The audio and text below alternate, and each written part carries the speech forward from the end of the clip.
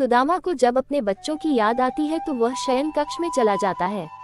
तब श्री कृष्ण रुक्मिणी के सामने बांसुरी बजाते हैं तो रुक्मिणी पूछती है, क्या बात है प्रभु, आज आप फिर से उदास धुन बजा रहे हैं? सुदामा के दुख तो अब दूर हो चुके हैं। कहीं ऐसा तो नहीं प्रभु कि आपने उसे चने चुराने और खीर चुराने का दंड दिया है?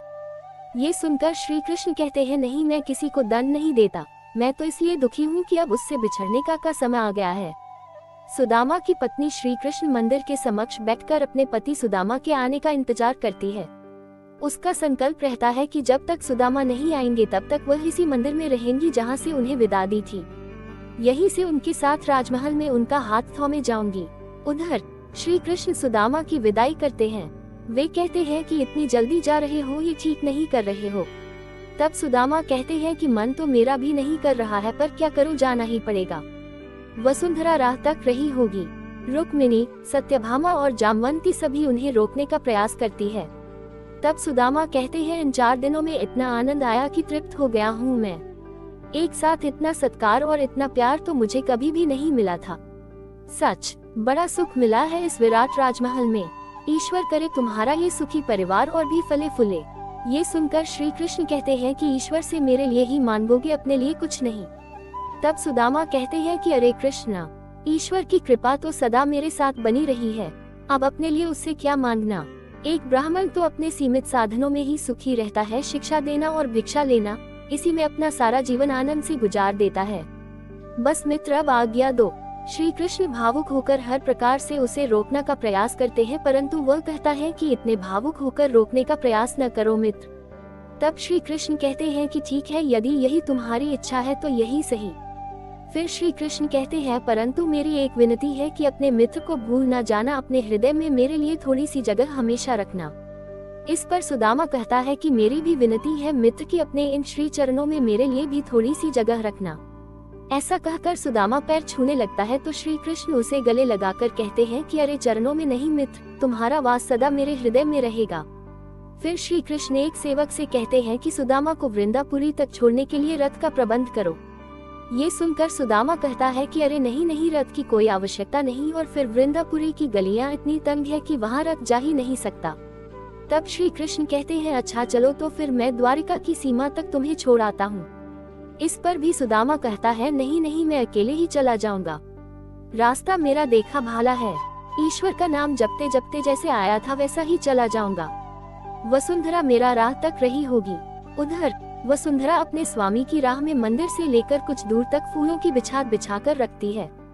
तभी वहाँ चक्रधर आकर उन्हें भोजन देता है। वसुंधरा कहती है, देवर जी, ये कष्ट आपने क्यों उठाया? फिर चक्रधर भोजन को एक ओर रखकर कहता है कि सेवा को आप कष्ट कह रही है।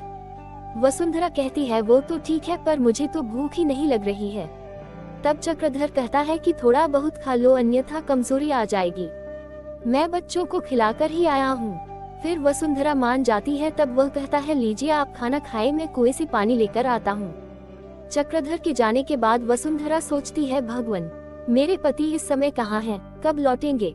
इधर सुदामा को द्वारिकापुरी के बाहर पैदल चलते हुए बताया जाता है और चलते चलते वह सोचता है कि मैं तो आया खाली हाथ था और खाली हाथ ही जा रहा हूँ। वह सोचता है कि कैसे दीनदयाल है और कैसे दीनानाथ। वसुंधरा क्या सोचेगी, किस लिए भेजा था मुझे? वह सोचता है कि यहाँ आकर क्या पाया और क्यों आया। इस तरह कई तरह के उसके मन में विचार चलते रहते हैं। तभी उसे वही मुरली मनोहर श्री कृष्ण की गीत गाने की आवाज सुनाई देती है। वह पलट कर देखता है तो मुरलीधर मनोहर एक बैलगाड़ी लिए चला आ रहा होता है, गाना गाते हुए कि दुल्हन बिना रहा जाए ना ओ रामा। उसे देखकर सुदामा प्रसन्न होकर उसे रोकता है। मुरलीधर मनोहर बैलगाड़ी रोककर देखता और कहता है, अरे ओ ब्राह्मण देवता। सुदामा भी कहता है, अरे मुरली मनोहर तुम। मुरली मनोहर बैलगाड़ी से नीचे उतरकर पास आकर कहता है, अरे प्रणाम ब्राह्मण देवता। सुदाम कहता है, खुश रहो, तुम यहाँ कैसे निकल पड़े? तब मुरली मनोहर कहता है, अरे मैं तो अपनी लक्ष्मी को लेने जा रहा हूँ, पूरे 7 दिन हो गए उससे बिछड़े हुए, बस अब अपनी बैलगाड़ी में बिठा कर ले आऊंगा। आप भी चलिए, आपको आपके गांव तक छोड़ दूंगा। मैं आपके गांव वृंदापुरी से आगे प्रेम नगर तक जा रहा हूँ, चलिए।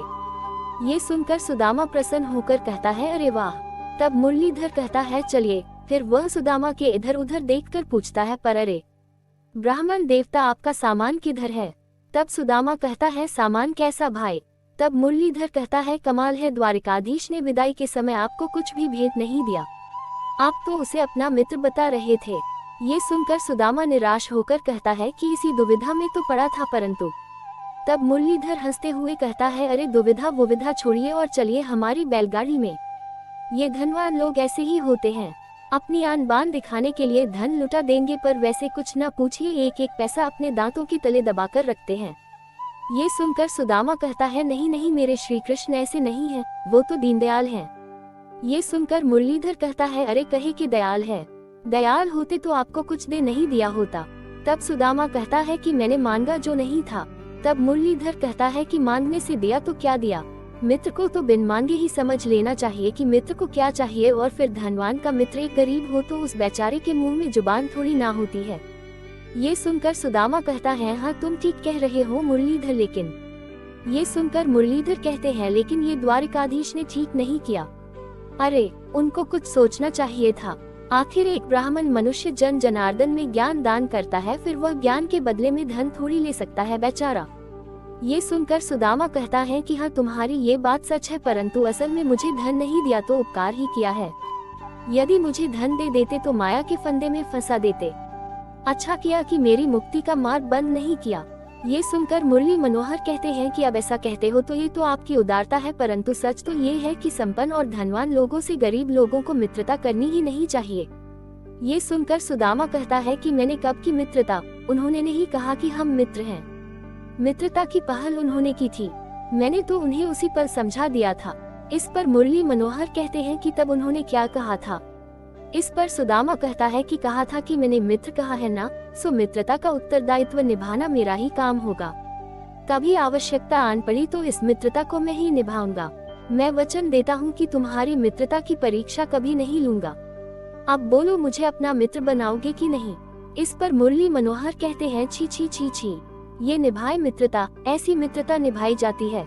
ये सुनकर सुदामा कहता है, अरे अब जाने भी दो। ये सुनकर मनोहर कहता है, अरे क्या जाने दो, अरे ब्राह्मण देवता आप ही अपने हृदय पर हाथ रखकर कहे कि जो उन्होंने किया वह ठीक किया। तब सुदामा कहता है कि ठीक तो नहीं किया, परंतु मैं उसमें उनका कोई दोष नहीं समझता।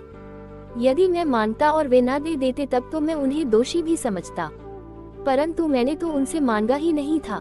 ये सुनकर मुरली मनोहर कहते हैं कि आप क्यों अपने मित्र के विरुद्ध के संबंध में बातें सुनने लगे। चलिए छोड़िए, जाने दीजिए, चलिए हमारी बैलगाड़ी में। ये देखकर रुक्मिणी कहती है कि वाह प्रभु वाह, अब समझ में आए आपकी बात। मित्र पैदल यात्रा नहीं करे इसलिए आप बैलगाड़ी लेकर पहुंच गए। फिर मुरली मनोहर अपनी दुल्हनिया की याद में विरह गीत गाते हुए निकल पड़ते हैं। बैलगाड़ी में सुदामा को नींद आ जाती है। तब रात्रि में मुरली मनोहर सुदामा को जागकर कहते हैं, अरे देखिए उठिए विप्रवर, आपका गांव आ गया। सुदामा आँख खोलता है तो वे कहते हैं, हाँ हाँ उठिए उठिए। सुदामा कहता है, अरे बड़ी जल्दी गांव आ गया। तब मुरलीधर कहते हैं, अरे ये तो मेरे हीरा मोती का कमाल है, रात भर हवा से बातें करते रहे हैं विप्रवर। फिर सुदामा बैलगाड़ी से उतर जाते हैं तो मुरलीधर कहते हैं कि अच्छा विप्रवर अब मुझे आज्ञा दीजिए। तब सुदामा कहते हैं, अरे भाई घर चलो, रात यहीं रुकना और प्रातः चले जाना। ये सुनकर मुरलीधर कहते हैं कि अरे आप कैसी बातें कर रहे हो, अब तो मैं अपनी लक्ष्मी देवी से मिलने के लिए एक रात भी नहीं रुक सकता। ये कहकर मुरली मनोहर रूपी श्री कृष्ण वहाँ से चले जाते हैं। फिर सुदामा चलते हुए गांव के बाहर के उसी श्री कृष्ण मंदिर के पास चला जाता है। रात में वह देखता है कि मार्ग में ये फूल किसने बिछा रखे हैं। मंदिर में उनकी पत्नी वसुंधरा द्वार पर सिर टिकाए सोई रहती है। फिर वह सोचता है कि जाने किसने रास्ते में फूल बिछा दिए। उसे कुछ समझ में नहीं आता। फिर वह मंदिर में जाकर नमन करता है। पास में ही वसुंधरा सोई रहती है। नमन करने के बाद वह श्री कृष्ण की मूर्ति से कहता है, प्रभु द्वारिका जाते समय मैंने अपने बीबी बच्चे आप ही की शरण में दिए थे, वो सब कुशल तो है ना प्रभु? मेरी वसुंधरा अच्छी तो है ना भगवान? ये सुनकर वसुंधरा की नींद खुल जाती है। वह अपने पति सुदामा को देखकर प्रसन्न हो जाती है और कहती है, स्वामी। सुदामा ये सुनकर वसुंधरा की ओर देखने लगता है। तब वसुंधरा फिर से कहती है, स्वामी आप आ गए स्वामी। ये कहती हुई वसुंधरा उनके पैर छूने लगती है तो सुदामा उठकर खड़ा होकर कहता है, अरे ये आप क्या कर रही हैं देवी, कौन है आप? फिर वसुंधरा भी खड़ी होकर कहती है, स्वामी आपने मुझे नहीं पहचाना, अपनी दासी को। ये सुनकर सुदामा वसुंधरा को ऊपर से नीचे तक देखता है, जो सुंदर मुख और सुंदर राजसी वस्त्रों में रहती है। फिर वह कहता है, मेरी दासी, आपको अवश्य कोई धोखा हुआ है देवी। ये सुनकर वसुंधरा कहती है कि धोखा मुझे नहीं, आपको हुआ है। मैं आपकी पत्नी वसुंधरा हूँ। ये सुनकर सुदामा आश्चर्य से कहता है, वसुंधरा, ये कैसे हो सकता है देवी? तब वसुंधरा कहती है, स्वामी भ्रम ना कीजिए, मैं ही आपकी पत्नी वसुंधरा हूँ। परंतु सुदामा को विश्वास नहीं होता है और वह कहता है कि मेरी वसुंधरा ऐसी नहीं हो सकती। तभी वहाँ पर भोजन लेकर चक्रधर आ जाता है और वह सुदामा को गले लगाकर कहता है, सुदामा, सुदामा, तुम आ गए मेरे मित्र। मैं कितने दिनों से तुम्हारी राह देख रहा था और ये वसुंधरा भाभी भी कब से तुम्हारे लिए परेशान थी। ये सुनकर सुदामा कहता है, वसुंधरा भाभी। ये सुनकर वसुंधरा कहती है, देखिए ना देवर जी, ये मुझे पहचान ही नहीं रहे हैं। फिर चक्रधर कहता है कि अरे, ये वसुंधरा भाभी ही है, तुम्हारी धर्मपत्नी। सुदामा फिर से वसुंधरा को देखता है, जो राजसी वस्त्रों में आभूषण धारण किए चंद्रमुख जैसी नजर आती है। फिर चक्रधर हंसते हुए कहता है, तुम्हें विश्वास नहीं होता ना? ये तो सब माता लक्ष्मी का चमत्कार है। उन्होंने स्वयं प्रकट होकर भाभी को चिरयौवना का वरदान दिया है। ये सुनकर सुदामा कहता है कि ये तो सचमुच चमत्कार हो गया। तब चक्रधर कहता है, अरे, तुम्हारे जाने के बाद यहाँ कैसे कैसे चमत्कार हुए हैं, पूछो मत। ये सुनकर सुदामा आश्चर्य से कहते हैं, अच्छा। इस पर चक्रधर कहता है, और नहीं तो क्या, सबसे पहले यहाँ विश्वकर्मा पधारे, श्री कृष्ण ने उन्हें तुम्हारे घर को राजमहल में बदलने के लिए भेजा था। ये सुनकर सुदामा आश्चर्य से कहता है, श्री कृष्ण ने? तब चक्रधर कहता है, हाँ, पर भाभी जी ने आज्ञा नहीं दी। कहा कि मेरे स्वामी ने इस बस्ती के घर घर जाकर भिक्षा ली है। बड़े उपकार है उन सबके, इसलिए उन सबके घर टूटे फूटे रहे और केवल अपना घर राजमहल बने, ये इन्हें स्वीकार नहीं है। ये सुनकर सुदामा कहता है, वाह वसुंधरा वाह। आगे चक्रधर कहता है कि तब श्री कृष्ण ने क्या किया पता है? उन्होंने देवशिल्पी विश्वकर्मा को वंदापुरी के हर घर को राजमहल में बदलने की आज्ञा दी। ये सुनकर सुदामा हैरान रहा जाता है। तब चक्रधर कहता है, उधर देखो, उधर बस्ती की ओर। सुदामा उधर देखने लगता है। तब चक्रधर कहता है, हर घर राजमहल में बदल गया है। ये देख और सुनकर सुदामा कहता है, हर घर राजमहल बन गया। तब चक्रधर कहता है, हाँ हाँ, और वो तुम्हारा घर। तब सुदामा उस ओर देखता है तो एक भव्य महल खड़ा दिखाई देता है। ये देखकर वह अचंभित हो जाता है। चक्रधर कहता है, सबसे बड़ा, सबसे ज्यादा वैभवशाली, श्री कृष्ण के राजमहल जैसा।